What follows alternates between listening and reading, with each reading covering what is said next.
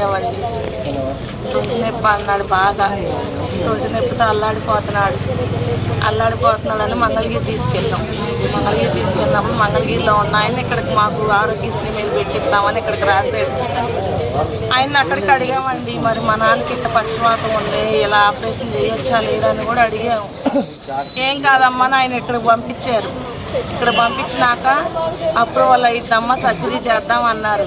ఏం సార్ మరి ఇలా మా నాన్నకి పక్షవాతం ఉంది, స్ట్రోక్ మనిషి, ఆపరేషన్ చేస్తే ఏదన్నా ప్రమాదం ఉందా అని కూడా అడిగాను సార్ మేము. ఏం ప్రమాదం కాదమ్మా అన్నారు.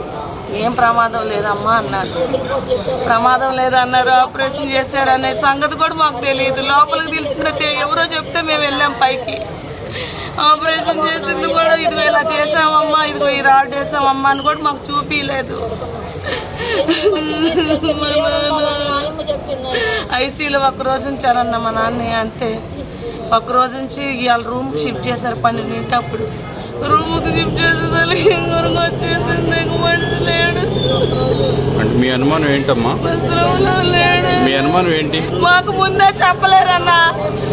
అమ్మ వల్ల కాదంటే మా నాన్న మేము ఎంతో కొట్టి బతికించుకునే వాళ్ళం అన్న. ఎందువల్ల చనిపోయారంట? మళ్ళీ అంతా అయిపోయినాక 5 వచ్చి స్లిప్పులు ఇచ్చారు, ముందు దండని ఇచ్చారు.